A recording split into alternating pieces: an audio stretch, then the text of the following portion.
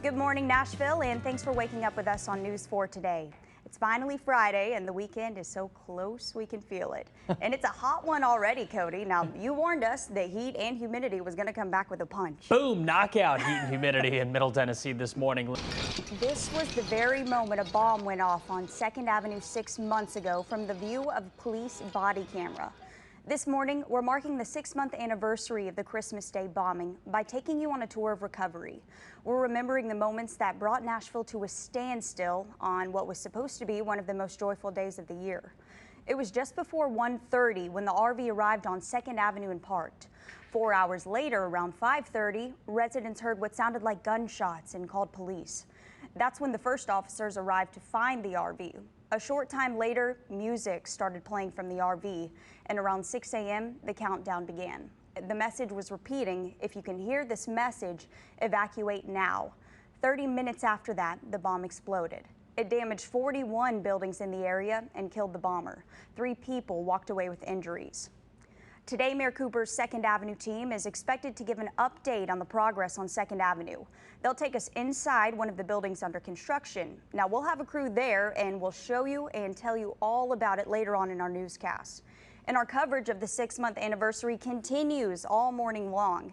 Meantime, you can find inspiring stories of recovery and survival right inside our free News 4 app. Search and rescue efforts continued overnight at the site of a partially collapsed condo building just outside of Miami. Do you see that damage? Authorities confirmed that 1 person is dead and nearly 100 people are still missing this morning. To give you an exact idea on the extent of this collapse, we have this interactive map with photos of before and after images. So right now you're looking at before that collapse, and then if we slide a little bit, I mean, can you see that? It is just complete rubble there. And there's a few other photos too, just showing you how much of this building was damaged.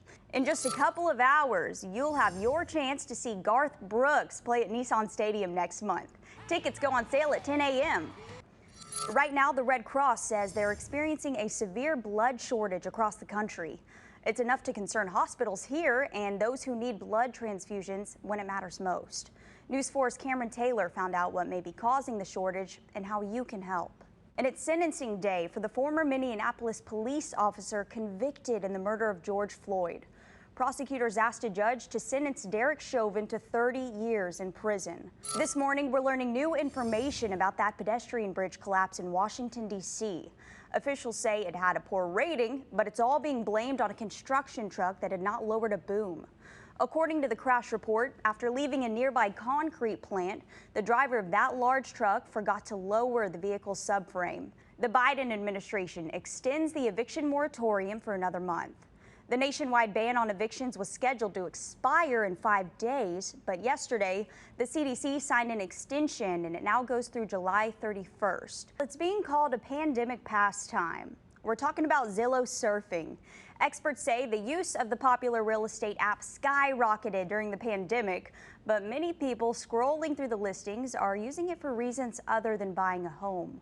More than half of the people surveyed said they've used the app to snoop on a friend or a neighbor, either to see what the inside of their house looks like or to see the purchase price. Well, right now we're following breaking news as an ammonia leak is forcing a building to evacuate. This is happening right now on 15th and Church Street. Now, News 4's Ryan Breslin just arrived to the scene. So, Ryan, what are you seeing so far? A somber reminder for Nashville this morning. It's been 6 months since a bomb went off in the middle of the city on Christmas Day. Now, the only person killed in the attack was the bomber. Anthony Warner drove an RV down to 2nd Avenue. He played a warning message for people to clear out, and then it went up in flames. Dozens of buildings were wrecked in the blast. Now, that was the terrifying moment that the bomb went off on Christmas morning from the view of police body cam. 6 Metro officers saved countless lives on Christmas morning. They evacuated people in the area before the explosion and then ran in after the bomb to get others to safety. Our team has been down there all week long, gathering stories and talking to people. Those who live and work along 2nd Avenue were forced out, and now some are finally returning. This morning, we're hearing from a woman who was inside the Walmart on Charlotte Pike with her 5-year-old granddaughter when a gunshot rang out. Police released photos of the suspect. Officers say the man in the picture got into an argument with another person and then fired a gun. Well, violent crime is on the rise in our city. In the last week, nearly 24 guns were stolen out of cars.